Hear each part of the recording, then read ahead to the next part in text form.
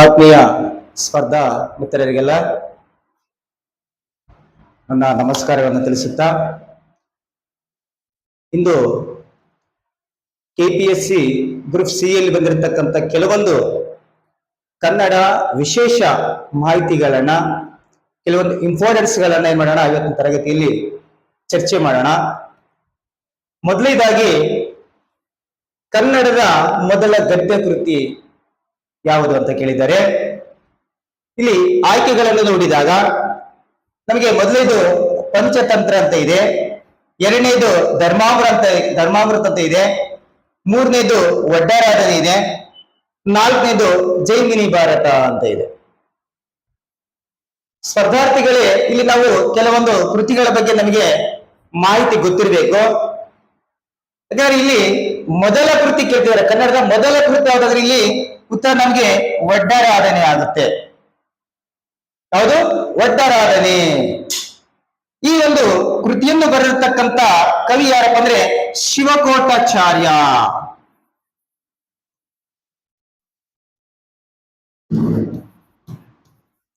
ಶಿವಕೋಟಾಚಾರ್ಯ ಇದು 19 ಕಾವ್ಯಗಳನ್ನು ಒಳಗೊಂಡಿದೆ, 19 ಕಥೆಗಳನ್ನು ಒಳಗೊಂಡಿದೆ, 19 ವೀರರ ಕಥೆಗಳನ್ನು ಒಳಗೊಂಡಿದೆ ಅಂತ ಹೇಳ್ಬೋದು. ಇಲ್ಲಿ ಶಿವಕೋಟಾಚಾರ್ಯ ಬಗ್ಗೆ ತೆಗೆದುಕೊಂಡಾಗ ಇಲ್ಲಿ 920ರಲ್ಲಿ ಜನಿಸಿರ್ತಕ್ಕಂಥ ಕವಿತ. ಹಾಗಾಗಿ ಏನಪ್ಪ ಅಂದ್ರೆ ಇಲ್ಲಿ ಒಡ್ಡಾರಾಧನೆ ಇದಕ್ಕೆ ಸರಿಯಾದ ಉತ್ತರ ಅಂತ ಹೇಳ್ಬೋದು. ತದನಂತರ ಇನ್ನುಳಿದ 3 ಕೃತಿಗಳ ಬಗ್ಗೆ ಕೂಡ ನಾವು ತಿಳ್ಕೊಳ್ಬೇಕಾಗುತ್ತೆ ಮಾಹಿತಿ. ಇಲ್ಲಿ ಪಂಚತಂತ್ರ ಈ ಒಂದು ಕೃತಿಯನ್ನು ಬರೆದಿರ್ತಕ್ಕಂಥ ಯಾರಪ್ಪ ಅಂದ್ರೆ ದುರ್ಗಸಿಂಹ ಈ ಒಂದು ಕೃತಿಯನ್ನು ಬರೆದೇನೆ. ಈತನ ಕಾಲವನ್ನು ನೋಡಿದಾಗ ನಾವು 1030ರಲ್ಲಿ ಈ ಕವಿ ಜನಿಸ್ತಾರೆ. ಕಿಸುಕನಾಡಿನ ಸಯ್ಯಾಡಿ ಅಂತಕ್ಕಂಥ ಗ್ರಾಮದಲ್ಲಿ ಈ ಕವಿ ಜನಿಸ್ತಾನೆ. ಇದು ಒಂದು ಚಂಪು ಕಾವ್ಯ ಅಂತ ಕೂಡ ಹೇಳ್ಬೋದು ನಾವು ಇದ್ರ ಬಗ್ಗೆ. ಇದು ಒಂದು ಚಂಪು ಕಾವ್ಯ. ಆಮೇಲೆ ಈ ಕವಿಯ ಬಗ್ಗೆ ನೋಡಿದಾಗ ಇದು ಒಬ್ಬ ಬ್ರಾಹ್ಮಣ ಕವಿ. ಇದು ಬ್ರಾಹ್ಮಣ ಕವಿ. ಇದ್ರ ಬಗ್ಗೆ ಸ್ವಲ್ಪ ಮಾಹಿತಿ ಗೊತ್ತಿರ್ಬೇಕು ನನಗೆ. ತದನಂತರ ಧರ್ಮಾಮೃತ ಕೃತಿಯನ್ನು ತೆಗೆದುಕೊಂಡಾಗ ಇಲ್ಲಿ ಧರ್ಮಾಮೃತ ಕೃತಿಯನ್ನು ಬರೆದಾಗ ಅಥವಾ ಧರ್ಮಾಮೃತ ಕೃತಿಯನ್ನು ನೋಡಿದಾಗ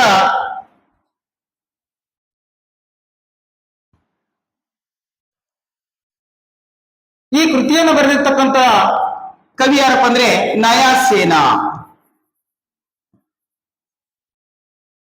ನಯಸೇನನ ಕಾಲ ನೋಡಿದಾಗ 1100ರಲ್ಲಿ ಕ್ರಿಸ್ತಪೂರ್ವ 1100ರಲ್ಲಿ ಜನಿಸ್ತಾನೆ.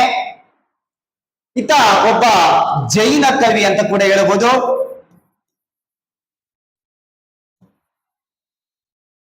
ಹಾಗಾಗಿ ಇದು ಒಂದು ಚಂಪು ಕಾವ್ಯವಾಗಿದೆ. ಚಂಪು ಕಾವ್ಯ. ತದನಂತರ ಜೈಮಿನಿ ಭಾರತ. ಈ ಜೈಮಿನಿ ಭಾರತ ಕಾವ್ಯವನ್ನು ಬರೆಯತಕ್ಕಂಥವ್ರು ಲಕ್ಷ್ಮೀಶ. ಈ ಒಂದು ಕಾವ್ಯವಾದ ಲಕ್ಷ್ಮೀಶ ಬರ್ತೇನೆ.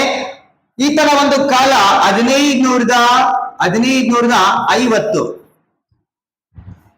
ಎಷ್ಟು? 1550ರಲ್ಲಿ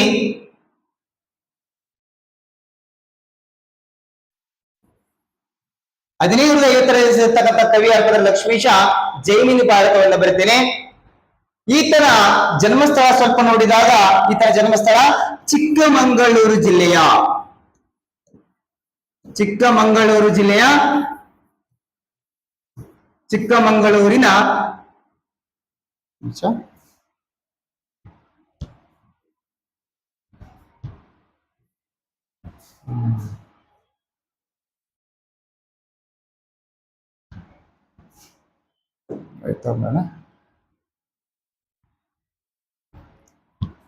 ಚೇಂಜ್ ಮಾಡಪ್ಪಲ್ಲ ಇದೆಲ್ಲ ಸ್ವಲ್ಪ. ಚಿಕ್ಕಮಗಳೂರಿನ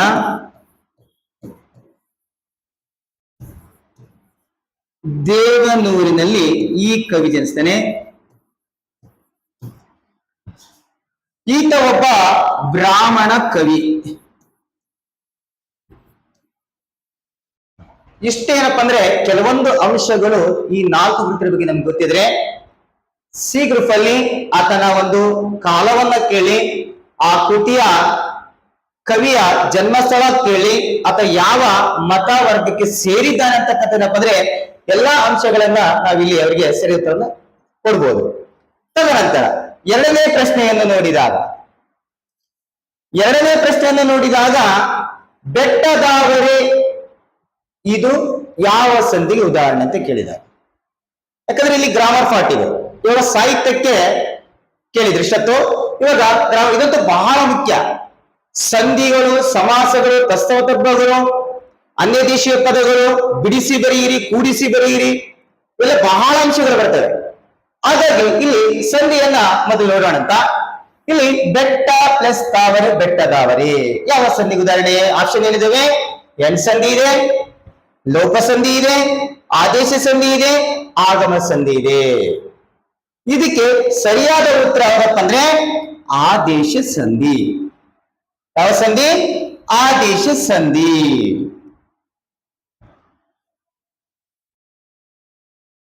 ಹೇಗೆ ಹೇಳ್ತೀವಿ ಆದೇಶ ಸಂಧಿ ಅಂತ? ನಿಯಮ ಗೊತ್ತಿರಬೇಕು. ಇದಕ್ಕೆ ನಿಯಮ ಗೊತ್ತಿದ್ರೆ ಮಾತ್ರ ಸಂಧಿಯಲ್ಲಿ ನಾವು ಒಂದು ಅಂಕನ್ನ ಪಡೆಯುವುದು ಈಸಿಯಾಗಿ. ಏನ್ ಹೇಳುತ್ತೆ ನಿಯಮ? ಉತ್ತರ ಪದದ ಮೊದಲ ಅಕ್ಷರಗಳು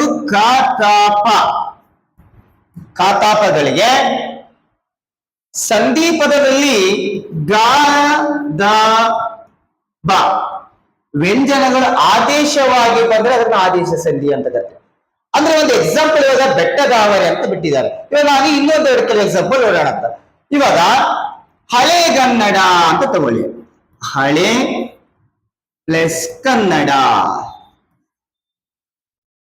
ಅಂದ್ರೆ ಕೂಡಿಸಿದಾಗ ಏನಾಗುತ್ತೆ? ಹಳೆಗನ್ನಡವಾಗುತ್ತೆ. ಇಲ್ಲಿ ಉತ್ತರ ಪದದ ಮೊದಲ ಅಕ್ಷರ ಕ ಬಂದ್ರೆ ಸಂಧಿ ಪದದ ಅಕ್ಷರ ಗ ಬಂದಿರಬೇಕು. ಇಲ್ಲಿ ನೋಡಿ ಬಂದಿದೆ, ತಾ ಬಂದಿದೆ, ಧಾ ಬಂದಿದೆ. ಅದಕ್ಕೂ ಇದೇ ರೀತಿಯಾಗಿ ಇನ್ನೊಂದೆರಡು ಉದಾಹರಣೆಗಳನ್ನ ನೋಡೋಣ. ಯಾವ ನೋಡೋಣ? ನಿಲ್ಲು ಪ್ಲಸ್ ತಾಣ ಕೂಡಿಸಿದ್ರೆ ಏನಾಗುತ್ತೆ? ನಿಲ್ದಾಣ. ಅಂದ್ರೆ ದಾಕ್ಕೆ ತಾವಂತು. ತದನಂತರ ಹುಲಿ ಅಧಿಕ ತೊಗಲು. ಇದು ನೋಡಿದಾಗ ಏನಾಗುತ್ತೆ? ಕೂಡಿಸಿದಾಗ ಉಲಿದೊಗಲು ಆಗುತ್ತೆ. ಅಂದ್ರೆ ಇಲ್ಲಿ ಬಿಡಿಸುವ ವಿಧಾನವನ್ನ ನಮಗೆ ಗೊತ್ತಿರಬೇಕು. ಬಿಡಿಸುವ ವಿಧಾನವನ್ನು ಗೊತ್ತಿದ್ದಾಗ ಮಾತ್ರ ಏನಪ್ಪ ಅಂದ್ರೆ ನಾವು ಸಂಧಿಯನ್ನ ಈಸಿಯಾಗಿ ಐಡೆಂಟಿಫೈ ಮಾಡಬಹುದು. ನೋಡಿ, ಯಾಕಂದ್ರೆ ಇಲ್ಲಿ ಎನ್ ಸಂಧಿ ಅಲ್ವೇ ಅಲ್ಲ, ಲೋಪ ಸಂಧಿ ಅಲ್ವೇ ಇಲ್ಲ, ಸಾರಿ ಲೋಪ ಸಂಧಿ ಅಲ್ವೇ ಇಲ್ಲ, ಆಗಮ ಸಂಧಿ. ಯಾಕಂದ್ರೆ ಇದರ ನಿಯಮಗಳು ಗೊತ್ತಿರಬೇಕು ನಿಮಗೆ. ಯಾಕೆಂದ್ರೆ ಇಲ್ಲಿ ಎಣ್ ಸಂಧಿಗೆ ಉದಾಹರಣೆಗಳು ಯಾವ ರೀತಿ ಬರ್ತಾವಂದ್ರೆ ಇತ್ಯಾದಿ,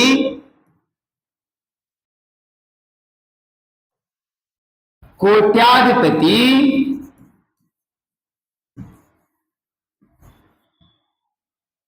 ಅತ್ಯುತ್ತಮ,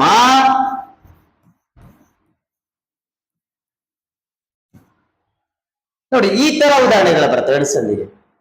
ಯಾಕಂದ್ರೆ ಇಲ್ಲಿ ಎಣ್ಸಂಧಿ ನಿಯಮವನ್ನು ನೋಡಿದಾಗ ಏನಾಗ್ತಪ್ಪ ಅಂದ್ರೆ ಸಂಧಿ ಕಾರ್ಯವನ್ನು ಮಾಡುವಾಗ ಈ ಕಾರ್ಯಗಳ ಮುಂದೆ ಈ ರೂಕಾರಗಳ ಮುಂದೆ ಅಂದ್ರೆ ಸವರ್ಣಗಳಲ್ಲದ ಸ್ವರಗಳು ಈ ಕಾರಗಳ ಮುಂದೆ ಯಾಕಾರ, ಉಪುಕಾರಗಳ ಮುಂದೆ ವಾಕಾರವು ಆದೇಶವಾಗಿ ಬಂದರೆ ಅದನ್ನ ಎಣ್ಸಂಧಿ ಅಂತ ನಾವು ಕರಿತೀವಿ.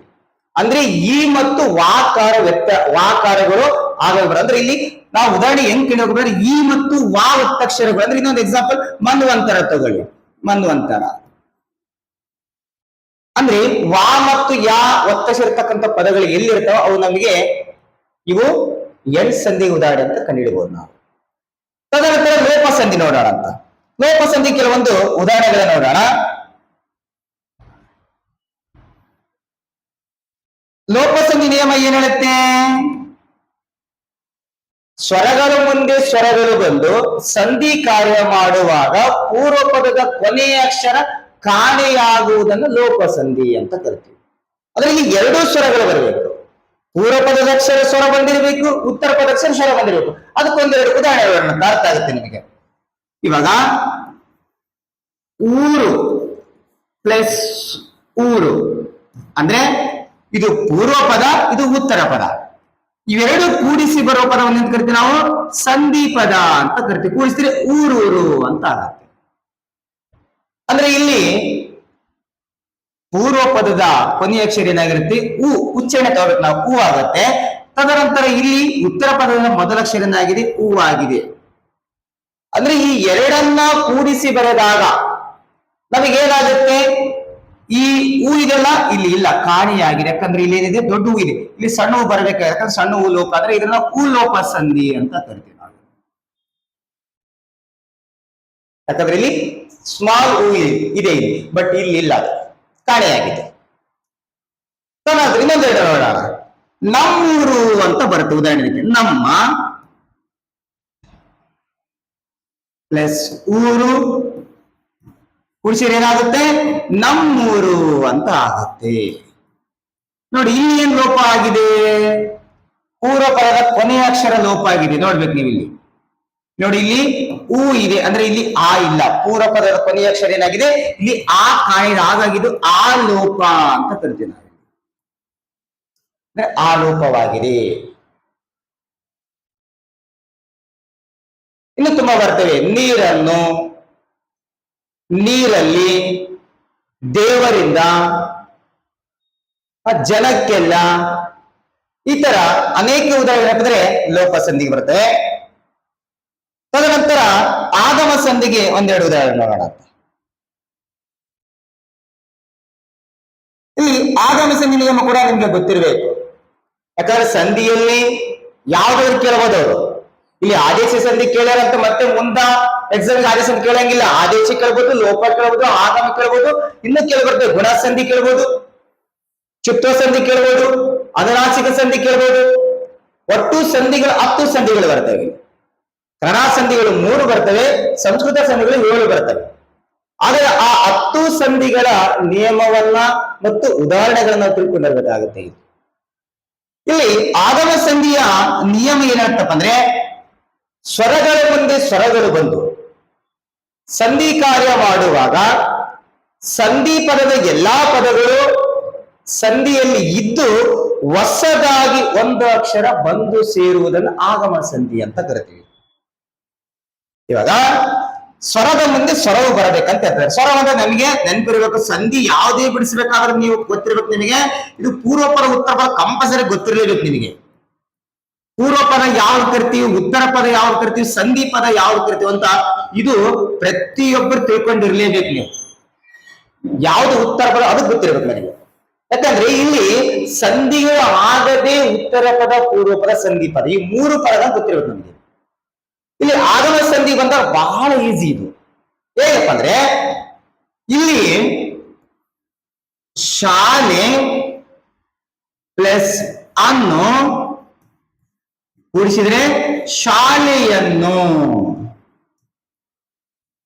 ಶಾಲೆಯನ್ನು. ಪೂರ್ವ ಪದದ ಕೊನೆಯ ಅಕ್ಷರ ಎ ಬಂದಿದೆ, ಉತ್ತರ ಪದದ ಮೊದಲ ಅಕ್ಷರ ಆ ಬಂದಿದೆ. ಆದರೆ ಸಂಧಿ ಪದದಲ್ಲಿ ಏನಿದೆ ಅಂತ ನಾವು ಪರೀಕ್ಷೆ ಮಾಡ್ಕೊಳ್ಬೇಕಾಗುತ್ತೆ, ಚೆಕ್ ಮಾಡ್ಕೊಳ್ಬೇಕಾಗತ್ತೆ. ನೋಡಿ ನಿಯಮ ಏನಿದೆ, ಸಂಧಿ ಕಾರ್ಯ ಮಾಡುವಾಗ ಸಂಧಿ ಪದದ ಎಲ್ಲಾ ಪದಗಳು ಅದರಲ್ಲಿದ್ದು ಹೊಸದಾಗಿ ಒಂದು ಅಕ್ಷರ ಬರುತ್ತಂತೆ. ಹಾಗಾದ್ರೆ ನಮಗೆ ಯಾವ ಅಕ್ಷರ ಬಂದಿದೆ ಅಂತ ನೋಡ್ಕೊಳ್ಬೇಕು ನಾವು ಇವಾಗ. ನೋಡು, ಪೂರ್ವ ಪದ ಇದೆ, ಉತ್ತರ ಪದ ಇದೆ. ಸಂಧಿ ಪದದಲ್ಲಿ ಶಾಲೆ ಅಂತ ಇದೆ, ಇಲ್ಲಿ ಅನ್ನು ಅಂತ ಇದೆ. ಆದ್ರೆ ಇಲ್ಲಿ ನಮಗೆ ಬಂದಿರತಕ್ಕಂಥ ಹೊಸ ಅಕ್ಷರ ಏನಪ್ಪಾ ಅಂದ್ರೆ ಯಾ ಬಂದಿದೆ. ಯಾ ಬಂದ್ರೆ ಇದ್ರ ನಾವು ಏನ್ ಕರಿತೀವಪ್ಪ ಅಂದ್ರೆ ಯಕರಾಗಮ ಸಂಧಿ ಅಂತ ಕರಿತೀವಿ ನಾವು. ಯಕರಾಗಮ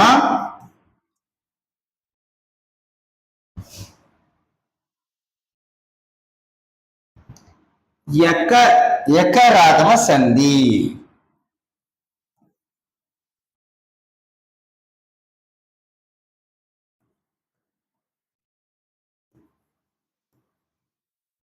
ಯಕಾರಾಗಮ ಸಂಧಿ ಅಂತ. ಇನ್ನೂ ಒಂದು ಉದಾಹರಣೆ ನೋಡೋಣ. ಮಗುವನ್ನು, ಮಗು ಅಧಿಕ ಅನ್ನು ಕೂಡಿಸಿದಾಗ ಏನಾಗುತ್ತೆ? ಮಗುವನ್ನು, ಮಗುವನ್ನು ಆಗುತ್ತೆ. ನೋಡಿ, ಇಲ್ಲಿ ಏನು ಆಗಮವಾಗಿ ಬಂದಿದೆ? ಇಲ್ಲಿ ಯಾ ಆಗಮ ಬಂತು, ಇಲ್ಲಿ ವಾ ಬಂದಿದೆ ಆಗಮವಾಗಿ. ಹಾಗಾದ್ರೆ ಇದಕ್ಕೆ ಏನಂತ ಕರಿತೀವಿ ನಾವು? ವಕಾರಾಗಮ ಸಂಧಿ ಅಂತ ಕರಿತೀವಿ ನಾವು ಇದನ್ನ.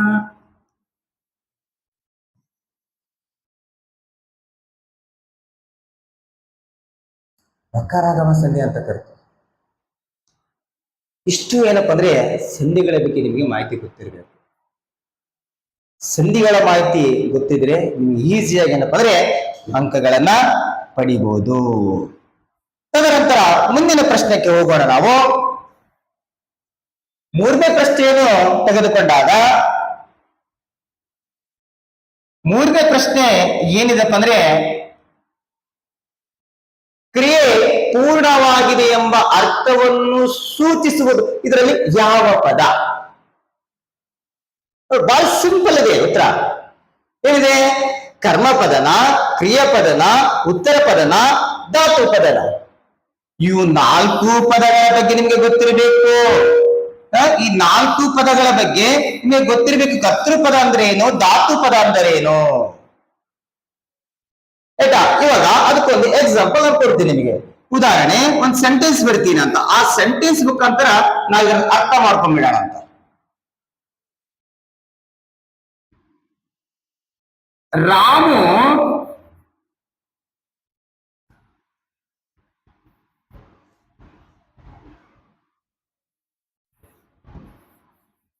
ರಾಮು ಶಾಲೆಗೆ ಹೋದನು.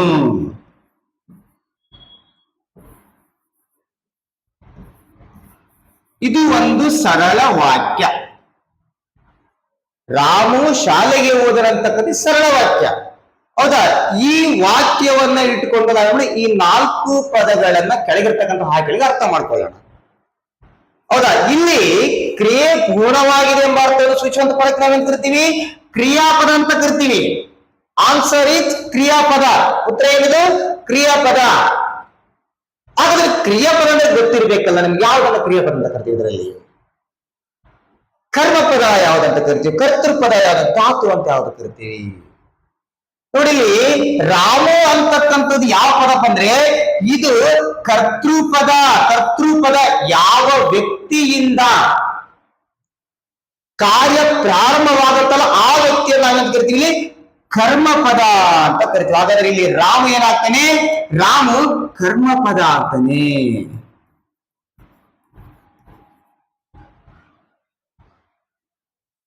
ಹಾಗಾದ್ರೆ ಶಾಲೆ ಏನಾಗುತ್ತೆ? ಶಾಲೆಗೆ ಅಂತಕ್ಕಂಥದ್ದು ಏನಾಗುತ್ತೆ? ಸಾರಿ, ಒಂದು ನಿಮಿಷ.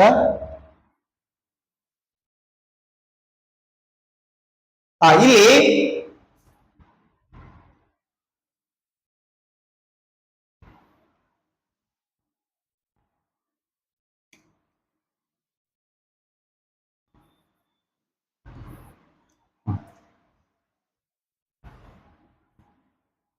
ಒಂದು ನಿಮಿಷ. ಇಲ್ಲಿ ರಾಮು ಅಂತಕ್ಕಂಥದ್ದು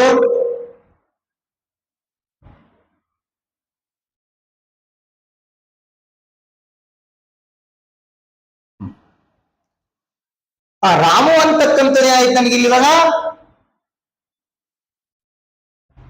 ಇವಾಗ ರಾಮು ಪದ ನೋಡೋಣ ಅಂತ. ರಾಮು ನಮಗೆ ಏನಾಗ್ತಂತ ಇದ್ದಾನೆ ಇಲ್ಲಿ? ನಿಮಗೆ ಕರ್ತೃಪದ ಅಂತ ಹೇಳಿದೆ. ಹೇಗೆ ಕರ್ತೃಪದ ಅಂದ್ರೆ ಯಾವ ವ್ಯಕ್ತಿಯಿಂದ ಕಾರ್ಯ ಪ್ರಾರಂಭವಾಗುತ್ತೆ, ಕೆಲಸ ಪ್ರಾರಂಭ ಆ ವ್ಯಕ್ತಿಯನ್ನ ನಾವೇಂತ ಕರಿತೀವಿ? ಕರ್ತೃಪದ ಅಂತ ಕರಿತೀವಿ ನಾವು ಅದನ್ನ.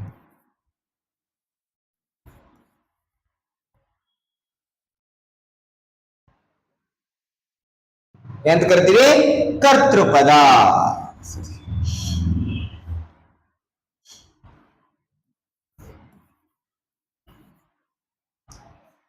ಹಾಗಾದ್ರೆ ಶಾಲೆಗೆ ಅಂತಕ್ಕಂಥದ್ದು ಯಾವುದು? ಶಾಲೆಗೆ ಅಂತಕ್ಕಂಥದ್ದು ಕರ್ಮಪದ. ಶಾಲೆ ಯಾವ್ದಿದು? ಇದು ಕರ್ಮ ಪದ ಇದು.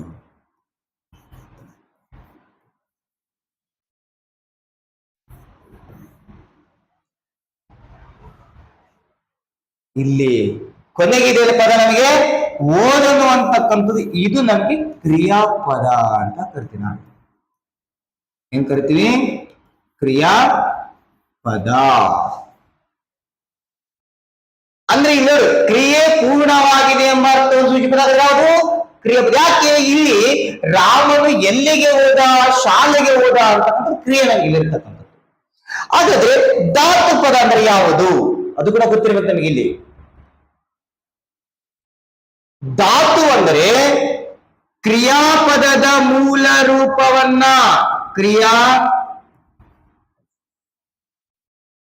ಕ್ರಿಯಾಪದದ ಮೂಲ ರೂಪವನ್ನು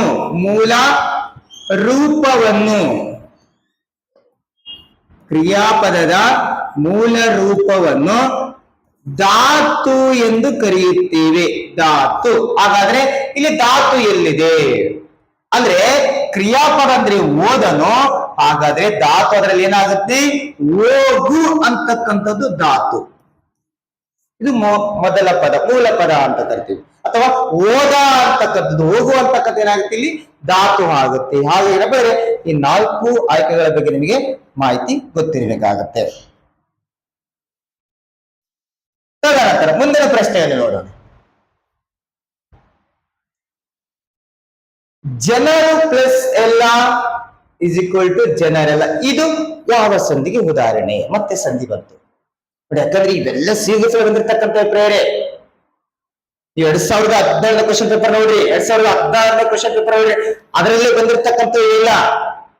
ಸಂಧಿಯಲ್ಲಿ ನಿಮಗೆ ಒಂದು ಫಿಕ್ಸ್ ಅಂಕ, ಬಿಡಿಸಿ ಬರೋದ್ರಲ್ಲಿ ಫಿಕ್ಸ್ ಅಂಕ. ಹಾಗಾಗಿ ಇವುಗಳ ಬಗ್ಗೆ ನಿಮಗೆ ಹೆಚ್ಚು ಗಮನ ಇರಬೇಕು. ಯಾಕಂದ್ರೆ ಒಂದು ಅಂಕ ಕೂಡ ಬಹಳ ಇಂಪಾರ್ಟೆನ್ಸ್ ನಮಗೆ. ಇಲ್ಲಿ ಬರೋ ಒಂದು ಅಂಕ ಓದಿ ಹೋಗ್ಲಿ ಅಂತ ಅನ್ಬಾರ್ದು. ಯಾಕಂದ್ರೆ ಒಂದು ಅಂಕದಿಂದ 1% ಜಾಬ್ ಕಳ್ಕೊಂಡವರಿದ್ದಾರೆ.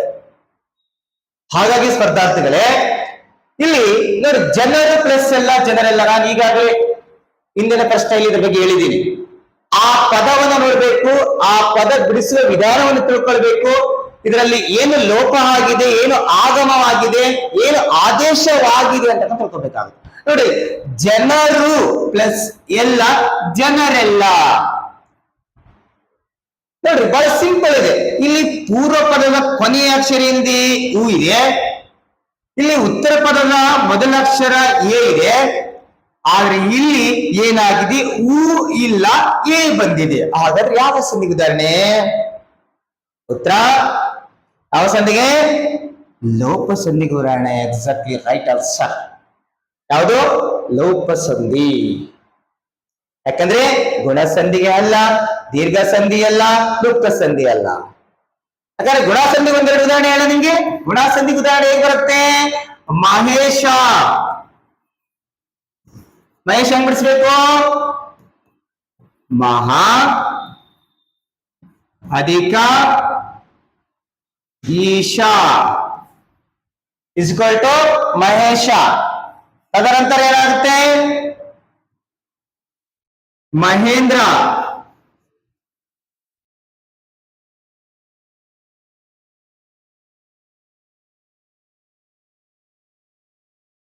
ಮಹಾ ಪ್ಲಸ್ ಇಂದ್ರ.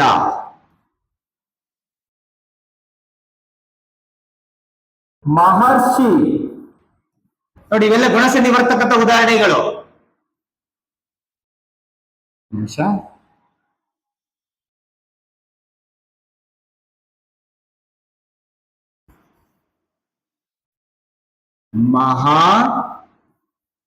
ಮಹರ್ಷಿ ಬಿಡಿಸಿದಾಗ ಏನಾಗುತ್ತೆ? ಮಹಾ ಅಧಿಕ ಋಷಿ. ದೇವ ಪ್ಲಸ್ ಋಷಿ. ಜನ ಪ್ಲಸ್ ಉದಯ ಜನೋದಯ. ಸರ್ವ ಪ್ಲಸ್ ಉದಯ ಸರ್ವೋದಯ. ಅರುಣ ಪ್ಲಸ್ ಉದಯ ಅರುಣೋದಯ. ಇವೆಲ್ಲ ಯಾವ್ದಕ್ಕಪ್ಪ ಅಂದ್ರೆ ಗುಣಸಂಧಿ ಬರ್ತವೆ. ತದನಂತರ ದೀರ್ಘ ಸಂಧಿ ಅಂದಾಗ ಸವರ್ಣ ದೀರ್ಘ ಸಂಧಿ ಅಂತ. ದೀರ್ಘ ಸಂಧಿ ಅಂದ್ರೆ ಯಾವುದು? ಸವರ್ಣ ದೀರ್ಘ. ಸವರ್ಣ ಸಂಧಿ ಉದಾಹರಣೆಗಳು ಯಾವ್ಯಾವ ಬರ್ತವೆ? ಮಹಾತ್ಮ,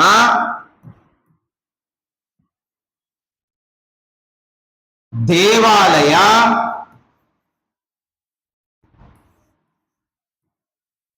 ವಿದ್ಯಾರ್ಥಿ,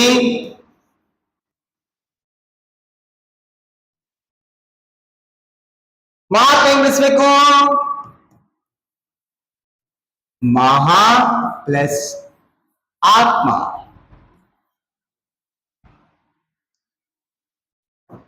ದೇವ ಪ್ಲಸ್ ಆಲಯ.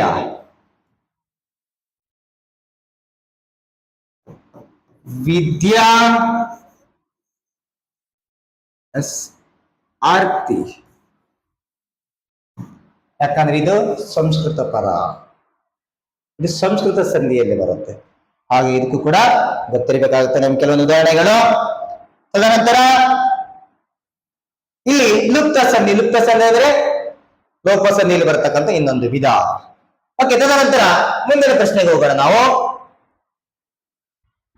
ನೋಡಿ, ಕರಗಿದ್ದರೆ ಇದನ್ನು ಬಿಡಿಸಿ ಬರೆದರೆ. ಆಕ್ಚುಲಿ ಇಲ್ಲಿ ಸ್ವಲ್ಪ ಮಿಸ್ಟೇಕ್ಸ್ ಆಗಿದೆ ಪದ. ಇದು ಏನಾಗ್ಬೇಕು?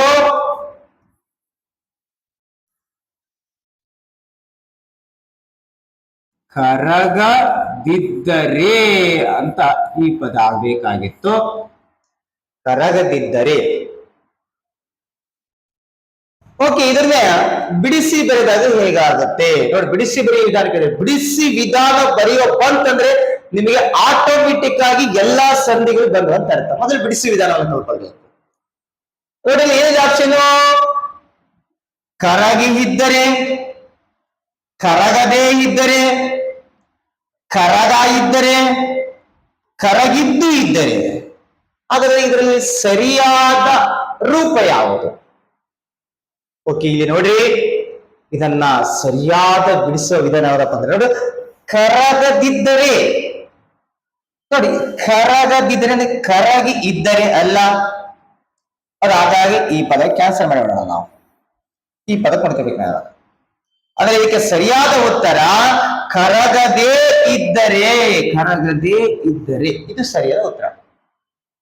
ನೋಡಿ, ಕರಗಿ ಇದ್ದರೆ ಅಲ್ಲ, ಕರಗ ಪ್ಲಸ್ ಇದ್ದರೆ ಅಲ್ಲ. ಯಾಕಂದ್ರೆ ಅರ್ಥಗಳು ಇರಬೇಕು ಅದಕ್ಕೆ.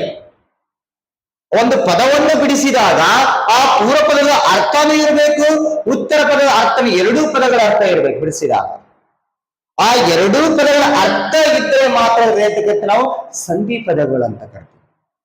ಹಾಗಾಗಿ ಸ್ಪರ್ಧಾರ್ಥಿಗಳೇ ಇವುಗಳ ಬಗ್ಗೆ ಬಹಳವಾಗಿ ನಾವು ತಿಳ್ಕೊಳ್ಬೇಕಾಗುತ್ತೆ. ಇಲ್ಲಿ ಕೂಡ ಅದೇನು ಬಹಳ ಸಣ್ಣದು, ಆ ಗ್ರಾಮರ್ ಏನ್ ಬಹಳ ಈಸಿ ಇದೆ. ಅದ್ರ ಬಗ್ಗೆ ಈಸಿಯಾಗಿ ತಗೋದೇ ಬೇಡ್ರಿ ಯಾವತ್ತ. ನಂತರ ಸ್ಪರ್ಧಾರ್ಥಿಗಳೇ ನೋಡಿ, ಇಲ್ಲಿ ಕೂಡ ಬಿಡಿಸುವ ವಿಧಾನವನ್ನ ಕೇಳಿದರೆ, ಇಲ್ಲಿ ಬಿಡಿಸುವ ವಿಧಾನ ನೋಡ್ರಿ, ವಿದ್ಯುತ್ ಶಕ್ತಿ ಇದನ್ನು ಬಿಡಿಸಿದರೆ ಹೇಗಾಗುತ್ತೆ? ವಿದ್ಯುತ್ ಪ್ಲಸ್ ಶಕ್ತಿನ ವಿದ್ಯುತ್ ಪ್ಲಸ್ ಶಕ್ತಿನ ವಿದ್ಯುತ್ ಪ್ಲಸ್ ಶಕ್ತಿನ ವಿದ್ಯುತ್ ಪ್ಲಸ್ ಶಕ್ತಿನ ನೋಡ್ಕೊಳ್ಬೇಕಾಗತ್ತೆ.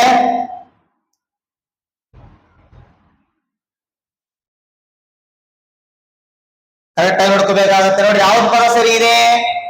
ಇದು ಇವರು ಯಾವ ವಿಧಾನವನ್ನ ಬಳಸಿದ್ದಾರೆ, ಯಾವ ಸಂಧಿಯ ವಿಧಾನವನ್ನ ಬಳಸಿದ್ದಾರೆ ಅಂತಕ್ಕಂಥದ್ದು ನಾವು ನೋಡ್ಕೊಳ್ಬೇಕಾಗತ್ತೆ.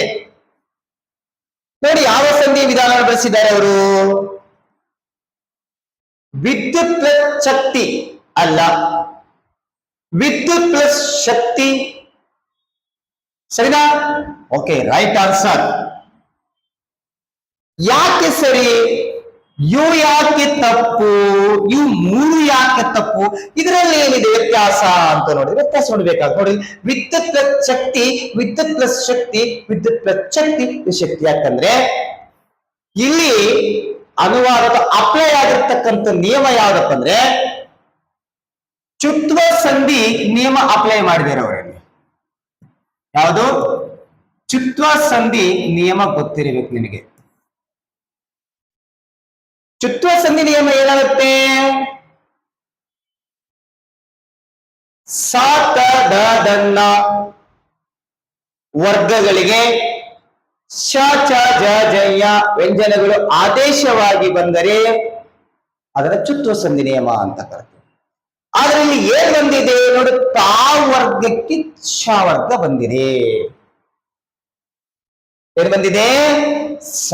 ಛ ವರ್ಗಕ್ಕೆ ಶ ವರ್ಗ ಬಂದಿದೆ. ಹಾಗಾಗಿ ಇಲ್ಲಿ ಉತ್ತರ ಯಾವ್ದು ಸರಿ ಆಗುತ್ತೆ ನಮ್ಗೆ? ವಿದ್ಯುತ್ ಶಕ್ತಿ ಸರಿಯಾದ ಉತ್ತರ. ಇನ್ನು ಕೆಲವೊಂದೆರಡು ನೋಡ್ಬೇಕಂದ್ರೆ ಅದಕ್ಕೆ ನೋಡು, ಬೃಹತ್ ಛತ್ರ ಅಂದ್ರೆ ಬೃಹತ್ ನಿಮಿಷ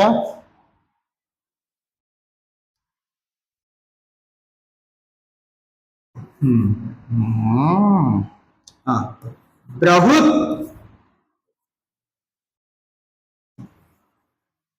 ಪ್ಲಸ್ ಛತ್ರ ಏನಾಗ್ಬೋದು? ಬೃಹತ್ ಛತ್ರ ಅಂತ ಆಗುತ್ತೆ.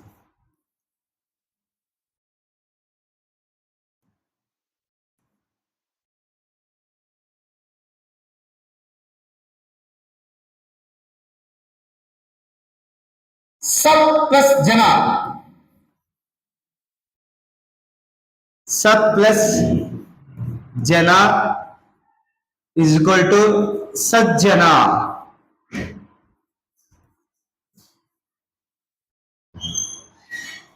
ನೋಡಿ, ಇವೆಲ್ಲ ಇದೇ ರೀತಿ ಬಿಡಿಸುವ ವಿಧಾನವಾಗಿದೆ.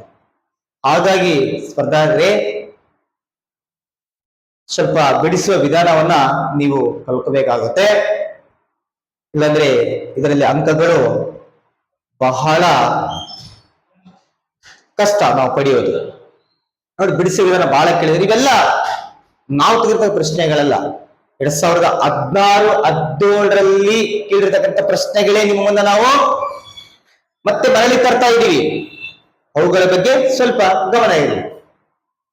ಮುಂದಿನ ಪ್ರಶ್ನೆ ನೋಡೋಣ. ಸದ್ಭಾವನೆ ಈ ಪದವನ್ನು ಬಿಡಿಸಿದರೆ, ಮತ್ತೆ ಮತ್ತೆ ಬಿಡಿಸುವ ವಿಧಾನ, ಬಿಡಿಸುವ ವಿಧಾನವನ್ನ ಕಲ್ಕೊಂಡ್ರೆ ಇಲ್ಲಿ ಎಷ್ಟು ಮಾರ್ಕ್ಸ್ ಬರ್ತವೆ? 4 ಮಾರ್ಕ್ಸ್, 4-5 ಪ್ರಶ್ನೆಗಳು ಬರ್ಲಿಕ್ಕೆ ಇಲ್ಲಿ ಬಿಡಿಸುವ ವಿಧಾನದಲ್ಲಿ.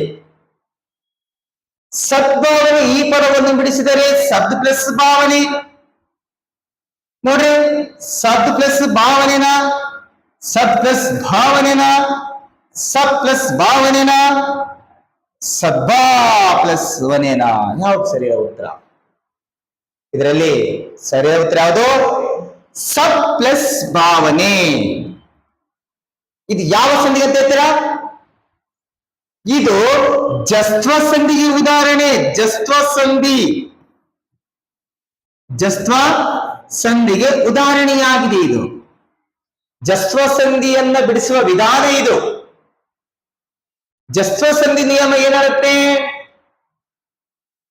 ಸಂಧಿ ಕಾರ್ಯ ಮಾಡುವಾಗ ಪೂರ್ವಪದದ ಕೊನೆಯ ಅಕ್ಷರಗಳು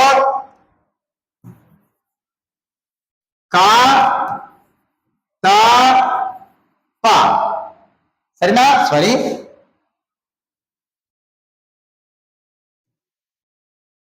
ನಿಮಿಷ. ಇಲ್ಲಿ ಸದ್ಭಾವನೆ, ಇದು ಜಸ್ವಸನಿ ಅಂತ. ಜಸ್ವಸನಿ ಏನಾಗುತ್ತೆ ಕಾಚಾಟಾತಾಪಗಳು,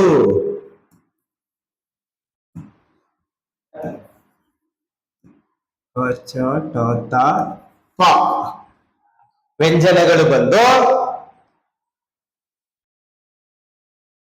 ಬಂದು ಸಂಧಿ ಪದದಲ್ಲಿ ಗ, ಜ, ಡ, ದ, ಬ ವ್ಯಂಜನಗಳು ಆದೇಶವಾಗಿ ಬಂದರೆ ಅದನ್ನು ಜಸ್ತ್ವ ಸಂಧಿ ಅಂತ ಹೇಳ್ತೀವಿ.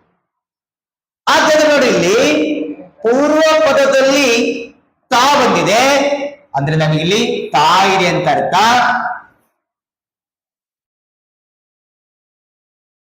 ಉತ್ತರ ಪದದಲ್ಲಿ ಏನಿದೆ? ಬಾ ಬಂದಿದೆ. ಸಂಧಿ ಪದದಲ್ಲಿ ಏನಿದೆ? ದಾ ಇದೆ ಇಲ್ಲಿ. ಅಂದ್ರೆ ಏನ್ ಬಂದಿದೆ ನನಗಿಲ್ಲಿ? ಇದಕ್ಕೆ ಸಮಾನಾಗಿ ದಾ ಬಂದಿದೆ ನೋಡಿ.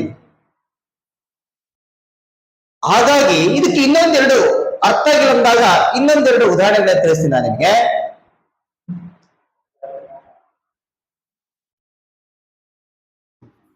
ವಾಕ್ ಪ್ಲಸ್ ಈಶಾ, ವಾಕ್ ಪ್ಲಸ್ ಈಶಾ ಇಸ್ ಈಕ್ವಲ್ ಟು ವಾಗೀಶಾ.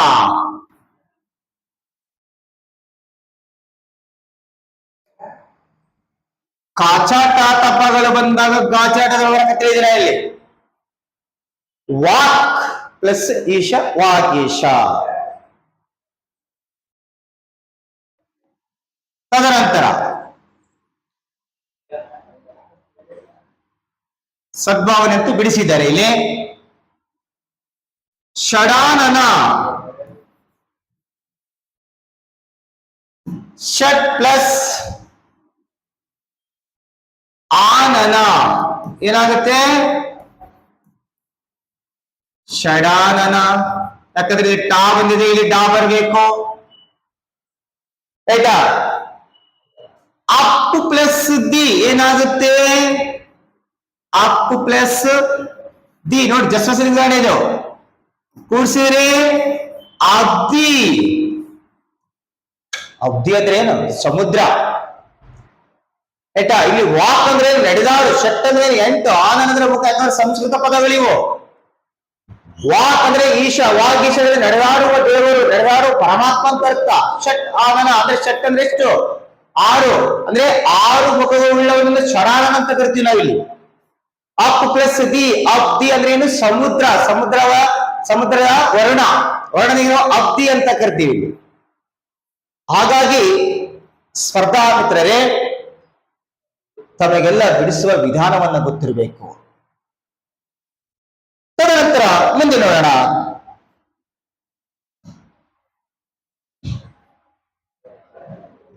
ಮುಂದಿನ ಪ್ರಶ್ನೆ, ದುರ ಇದರ ಅರ್ಥ. ದುರ ಅಂದ್ರೆ ಸಮಾನಾರ್ಥಕ ಶಬ್ದ ಅಥವಾ ಮೀನಿಂಗ್. ಇದರ ಅರ್ಥ ಏನು? ದೂರನ, ಯುದ್ಧನ, ದುಷ್ಟನ, ದುರಾಳನ ಯಾವುದು? ಈ ನಾಲ್ಕು ಪದಗಳ ಅರ್ಥ ನಿಮಗೆ ಗೊತ್ತಿರಬೇಕು. ಏನು? ಈ ನಾಲ್ಕು ಪದಗಳ ಅರ್ಥ ಗೊತ್ತಿರಬೇಕು. ದೂರ ಅಂದ್ರೆ ಏನು? ಅಳತೆ ಮಾಡುವ ವಿಧಾನ. ಎಷ್ಟು ದೂರಪ್ಪ ಇಲ್ಲಿಂದ ನೀವು ಎಷ್ಟು ದೂರ ಇದ್ದೀರಾ ನನಗೆ? 5 ಮೀಟರ್ ದೂರದಲ್ಲಿ ನೀವಿದ್ದೀರಾ. ಇದಲ್ಲ ಅಂದ್ರೆ ದೂರ ಅಲ್ಲ, ಇದರ ಅರ್ಥ ಅಂತೂ ಅಲ್ಲ.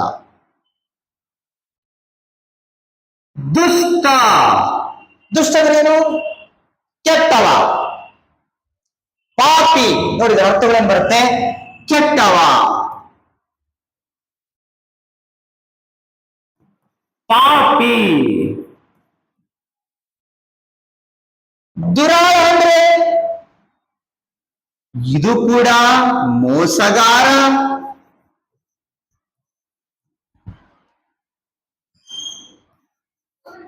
ಕೆಟ್ಟವ. ಹಾಗಾದ್ರೆ ಇಲ್ಲಿ ದುರ ಅಂದ್ರೆ ನಮಗೆ ಉತ್ತರ ಯುದ್ಧ. ಹಾಗಾದ್ರೆ ಯುದ್ಧ ಇನ್ನು ಕೆಲವೊಂದು ಸಮಾನಾರ್ಥ ಪದಗಳು ಬರುತ್ತೆ. ಯಾವ್ದು ಯುದ್ಧ ಅಂದ್ರೆ? ಕಾಳಗ,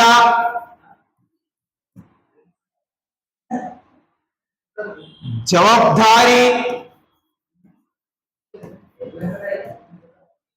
ಹೊಣೆಗಾರಿಕೆ ಬೇಟಾ.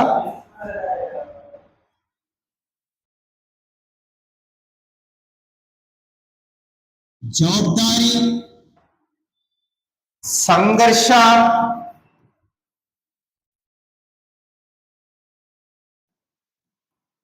ಇನ್ನು ಮುಂತಾದವು.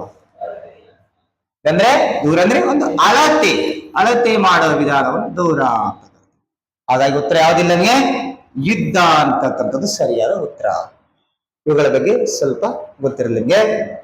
ನೆಕ್ಸ್ಟ್ ಪ್ರಶ್ನೆಗೆ ಹೋಗೋಣ. ತೃಣ ಎಂದರೆ ಏನು? ತೃಣ ನೋಡಿ, ಇದು ಕೂಡ ಶಬ್ದಾರ್ಥನೇ, ಇದು ಕೂಡ ಪದದ ಅರ್ಥನೇ. ಕಲ್ಲು ಇದೆ, ಚೂರ್ಣ ಇದೆ, ತರುಣ ಇದೆ, ಹುಲ್ಲು ಇದೆ. ಇಲ್ಲಿ ಕೂಡ ಪದಗಳ ಅರ್ಥ ಓದಿರ್ಲೇಬೇಕು ನೀವು. ಎಲ್ಲಿಂದ ಓದಿರ್ಬೇಕು? ಅಪ್ ಟು 52 ತೆಲುಗು ಕನ್ನಡ ಪುಸ್ತಕ ತಗೊಳ್ಳಿ. ಅದರಲ್ಲಿ ಬಂದಿರತಕ್ಕಂಥ ಶಬ್ದಾರ್ಥಗಳು ಒಂದ್ ಕಡೆ ಪಟ್ಟಿ ಮಾಡ್ಕೊಳ್ಳಿ. ಇಲ್ಲಿ ಬಂದಿರತಕ್ಕಂಥ ಶಬ್ದಾರ್ಥಗಳೇ ನಿಮ್ಮ ಇಲ್ಲಿ ಶೀಘ್ರದಲ್ಲಿ ಕೇಳ್ತಕ್ಕಂಥದ್ದು. ನೋಡ್ರಿ, ಹಾಗಾದ್ರೆ ಇದರ ಒಂದು ಮೀನಿಂಗ್ ಮಾಡ್ಕೊಂತ ಹೋಗೋಣ. ಕಲ್ಲು ಅಂದ್ರೆ ಏನು? ಒಂದು ಘನವಾದ ವಸ್ತು. ಕಲ್ಲು ಅಂದ್ರೆ ಏನು? ಘನವಾದ ವಸ್ತು. ಅಂದ್ರೆ ಇದು ಉತ್ತರ ಅಲ್ಲ. ಕಲ್ಲು ಅಂದ್ರೆ ಇದು ಘನವಾದ ವಸ್ತು. ಘನವಾದ ವಸ್ತುನ ಕಲ್ಲು ಅಂತ ಕರಿತೀವಿ ನಾವು. ಚೂರ್ಣ ಅಂದ್ರೆ ಏನು? ಚೂರ್ಣ ಅಂದ್ರೆ ಸುಣ್ಣ. ಚೂರ್ಣ ಏನು? ಸುಣ್ಣ. ತರುಣ ಅಂದ್ರೆ ಏನು? ಯುವಕ. ನೋಡಿ, ಮೀನಿಂಗ್ ಗೊತ್ತಿರಲಿಲ್ಲ. ಹುಲ್ಲು ಅಂದ್ರೆ ಏನು? ಇದಕ್ಕೆ ಇನ್ನೊಂದು ದರ್ಬೆ ಅಂತ ಕರಿತೀವಿ ನಾವು. ಆದರೆ ಈ 4ರಲ್ಲಿ ಯಾವುದು ಸರಿಯಾದ ಉತ್ತರ? ನೋಡ್ರಿ, ಇಲ್ಲಿ ತೃಣ ಎಂದರೆ ನನಗೆ ಸರಿಯಾದ ಉತ್ತರ ಹುಲ್ಲು ಅಂತ ಅರ್ಥ. ತೃಣ ಅಂದ್ರೆ ಏನು? ಹುಲ್ಲು, ದರ್ಬೆ ಅಂತ ಅರ್ಥ. ಓಕೆ ಮಿತ್ರರೇ, ನೆಕ್ಸ್ಟ್ ನೋಡೋಣ. ನೆಕ್ಸ್ಟ್ ಪ್ರಶ್ನೆ ಏನಿದೆ? ಸಮಾನಾರ್ಥಕ ಪದಗಳು. ಇಲ್ಲಿ ಬಂದಿರತಕ್ಕಂಥ ಪ್ರಶ್ನೆ ಏನು? ಪಥ ಇದರ ಸಮಾನಾರ್ಥಕ ಪದಗಳು. ಪಥ ಇದರ ಸಮಾನಾರ್ಥಕ ಪದಗಳೇನಿದೆ? ಮೊದಲೇದು ಮಾರ್ಗ, ಪರದೆ, ಮಾರ್ಗದಾರಿ, ಹಾದಿ, ಹಾದಿ, ರಸ್ತೆ, ರೋಡು. ಎರಡೇ ಹಿಡಿದವ ಏನು? ಎರಡೆರಡಿದಾವ. ಇದರಲ್ಲಿ ಯಾವುದು ಸರಿಯಾದ ಉತ್ತರ? ಇಲ್ಲಿ ಮಾರ್ಗ ಸರಿಯಾಗಿದೆ, ಆದ್ರೆ ಪರಿಧಿ ತಪ್ಪಾಗಿದೆ. ಪರಿಧಿ ಅಂದ್ರೆ ಏನು? ಪರಿಧಿ ಅಂದ್ರೆ ಏನಿಲ್ಲಿ ನಾವು ಪರ್ದ ಅಂತೀವಿ, ಇಲ್ಲ ಮುಸುಕು ಅಂತ ಕರಿತೀವಿ. ಅಂದ್ರೆ ಒಂದು ಉತ್ತರ ಸರಿ ಇದೆ, ಒಂದು ಉತ್ತರ ಆಗಿದೆ. ಹಾಗಾದ್ರೆ ಇದು ಉತ್ತರ ಅಲ್ಲ. ನೋಡಿ, ನಮ್ಗೆ ಕನ್ಫ್ಯೂಸ್ ಮಾಡೋಕೆ ಎರಡು ಕೊಟ್ಟಿದ್ದಾರೆ. ಆ ಎರಡರ ಮೀನಿಂಗ್ ಗೊತ್ತಿರಬೇಕು ನಮಗೆ. ಆ ಎರಡೂ ಪದಗಳ ಅರ್ಥ ಗೊತ್ತಿರಬೇಕು. ಇಲ್ಲಿ ಮಾರ್ಗ, ದಾರಿ. ಮಾರ್ಗ ಅಂದ್ರೆ ದಾರಿ. ಎರಡು ಒಂದೇ ಮೀನಿಂಗ್ ಇದಾವೆ ಇಲ್ಲಿ. ಹಾಗಾದ್ರೆ ಸರಿಯಾದ ಉತ್ತರ ಇದೆ ಅನ್ಕೋಬೇಕು ನಾವ್ ಇವಾಗ. ಯಾವುದು? ಎರಡನೇ ಉತ್ತರ ಸರಿ. ಯಾಕಂದ್ರೆ ಇಲ್ಲಿ ನೋಡಿ, ಆದಿ, ಹಾದಿ ಇದೆ. ಆದಿ ಅಂದ್ರೆ ಆರಂಭ, ಹಾದಿ ಅಂದ್ರೆ ರಸ್ತೆ ಅಥವಾ ದಾರಿ. ಹೌದಾ? ಇಲ್ಲಿ ಹಾದಿ ಇದೆ, ಹಾಗಾಗಿ ಇದು ಕೂಡ ಹಾಗಲ್ಲ. ಯಾವುದು? ಇದು ಕೂಡ ಹಾಗಲ್ಲ. ನೋಡಿ, ಕೇಳಿದ್ರೆ ರಸ್ತೆ, ರೋಡು. ನೋಡಿ, ರಸ್ತೆ ಓಕೆ, ರೋಡ್ ಇದು ಇಂಗ್ಲಿಷ್ ಪದ, ಸಮಾನಾರ್ಥಕ ಅಲ್ಲ ನಮ್ಗೆ. ಹಾಗಾಗಿ ಈ ಉತ್ತರ ಕೂಡ ಅಲ್ಲ. ಹಾಗಾಗಿ ನಮ್ಗೆ ಉತ್ತರ ಯಾವ್ದಾಗುತ್ತೆ? ಇಲ್ಲಿ ಎರಡನೇ ಉತ್ತರ ಆಗುತ್ತೆ. ಇಷ್ಟು ಆದ್ಮೇಲೆ ಇಲ್ಲಿ ನಾವು ಕೆಲವೊಂದಿಷ್ಟು ಏನಪ್ಪ ಅಂದ್ರೆ ಒಂದು 10 ಪ್ರಶ್ನೆಗಳನ್ನ ನಿಮ್ಮ ಮುಂದ ಚರ್ಚೆ ಮಾಡಿದ್ದೀನಿ. ಇನ್ನು ಅನೇಕ ಪ್ರಶ್ನೆಗಳಿದ್ದಾವೆ, ಅವುಗಳನ್ನ ಮುಂದಿನ ತರಗತಿಯಲ್ಲಿ ಚರ್ಚೆ ಮಾಡೋಣ. ನಿಮ್ಮ ಏನಾದರೂ ಡೌಟ್ಸ್ ಅಥವಾ ಏನಾದ್ರೂ ಇನ್ನೂ ಹೆಚ್ಚಿನ ಮಾಹಿತಿ ಬೇಕಾದ್ರೆ ನನಗೆ ಕಮೆಂಟ್ಸ್ ಮಾಡ್ರಿ ಅಂತ ಹೇಳ್ತಾ ನನ್ನ ತರಗತಿಯನ್ನ ಇಲ್ಲಿಗೆ ಮುಗಿಸುತ್ತೇನೆ. ಧನ್ಯವಾದಗಳು.